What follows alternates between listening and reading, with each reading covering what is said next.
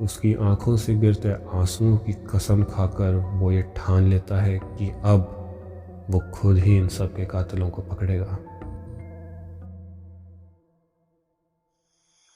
15वें दिन की रात को शौर्य सिविल कपड़े पहनकर सड़क पर इस तरह खड़ा हो जाता है कि जैसे किसी बस या रिक्शा का इंतज़ार कर रहा हो।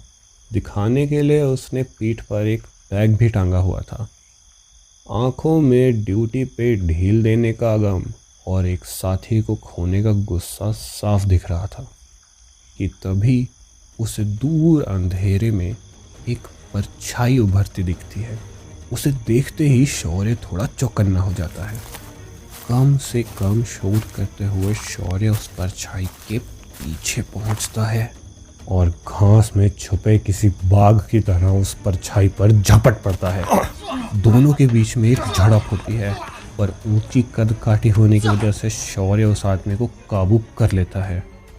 ध्यान से देखा तो उसे एक 23-24 साल के लड़के की शक्ल दिखी। शौर्य ने एक कड़क आवाज में पूछा, कौन है रे तू? क्या कर रहा है यहाँ पे इतनी रात को? उस लड़के ने घबराती हुई आवाज में शौर्य को बताया कि वो एक स्टूडेंट है और दूसरे शहर में पढ़ता है। छुट्टियों में घर आया था, आते हुए थोड़ी देर हो गई इसलिए यहाँ फंस गया। शौर्य ने उसका सामान और आईडी कार्ड चेक किया तो पता चला कि वो लड़का सच बोल रहा था।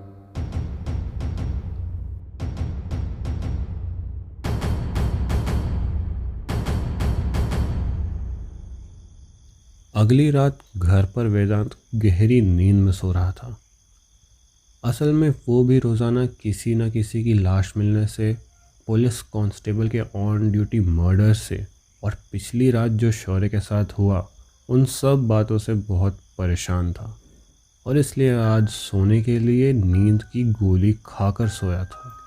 वेदांत और शौर्य दोनों ये जानते थे कि अगर खतरा बाहर मंडरा रहा है तो उसे घरों के अंदर घुसने में ज़्यादा टाइम नहीं लगेगा। इसलिए कांस्टेबल यशपाल के मर्डर के बाद उन्होंने अपनी गली के लिए एक वॉचमैन रख लिया था।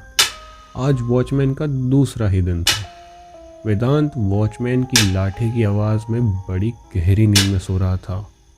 उसी गहरी नींद के नशे में उसे किसी के चिल्लाने की आवाज़ आई। आवाज़ इतनी तेज़ थी कि उसे उस गहरी नींद से भी थोड़ा सा होश मिला दिया। उसी नींद के नशे में वेदांत ने एक चीख के साथ साथ 2 या 3 शब्द भी सुने, लेकिन दवाई का असर इतना गहरा था कि कुछ समझ पाए इससे पहले ही वेदांत की आंखें दोबारा बंद हो गई।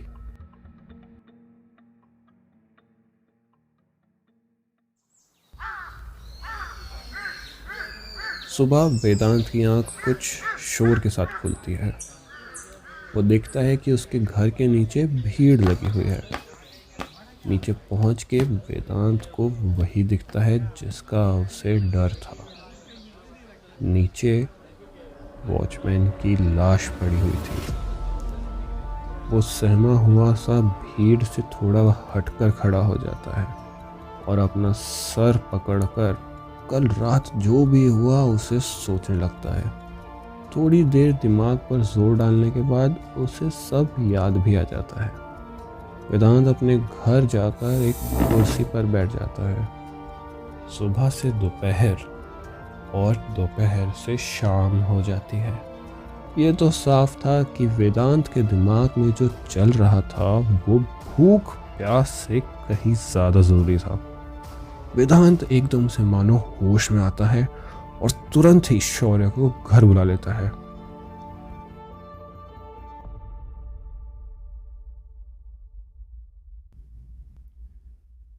देख, मुझे लगता है कि मुझे पता है इन लोगों के साथ क्या हो रहा है। क्या? कल रात कुछ हुआ था। मैं सो रहा था और तभी मुझे एक चीख सुनाई दी। दवाई ली थी इसलिए गहरी नींद में था, पर इतना समझ आ गया था कि वॉचमैन की आवाज़ है।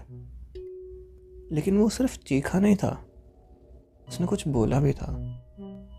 वो ये चिल्ला रहा था कि ऊपर मत देखना, वहाँ वो मार देगी, वो मार देगी। फिर आगे? कभी कभी कुछ ऐसी चीज़ें होती हैं जिन्हें ना ही हम एक्सप्लेन कर सकते और ना ही कंट्रोल।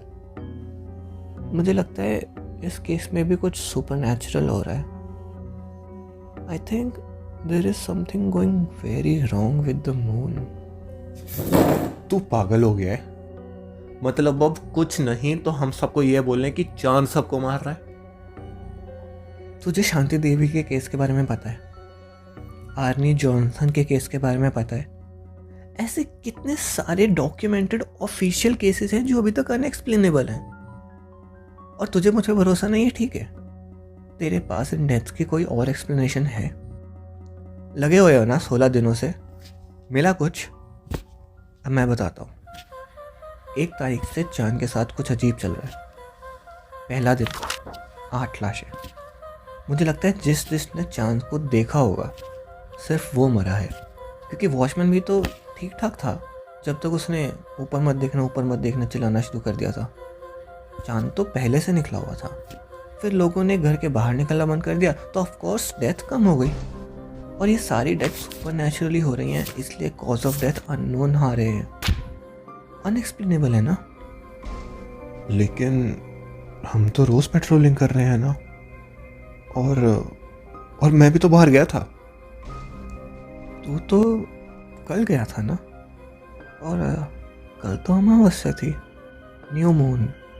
मतलब कल तो चांद था ही नहीं। Lucky you. हाँ, आई थिंक यशपाल जी के साथ भी यही हुआ था। रही बात बाकी पुलिस वालों की, तो आई थिंक तुझे कुछ इंक्वायरी करनी चाहिए। लगता है पुलिस वाले अपना काम ठीक से नहीं कर रहे। शौर्य को वेदांत की बात मानने का मन तो नहीं था, पर वेदांत के तर्क और दलीलों ने उसके विश्वास को कमज़ोर कर दिया था। वो बिना कुछ बोले पुलिस स्टेशन निकल जाता है। स्टेशन पर पहुंचकर वो वही करता है जो करने का उसका मन बिल्कुल नहीं था। उसने सारे डिपार्टमेंट की मीटिंग ली और इंक्वायरी में उसे पता चला कि या तो कोई पेट्रोलिंग के लिए जाता नहीं था या फिर वो जीप पार्क करके सो जाया करते थे। इससे एक बात तो साफ थी, वेदांत सही बोल रहा था, और इन सब के पीछे एक ऐसी ताकत थी जिसे शौर्य ना देख सकता था और ना छू सकता था।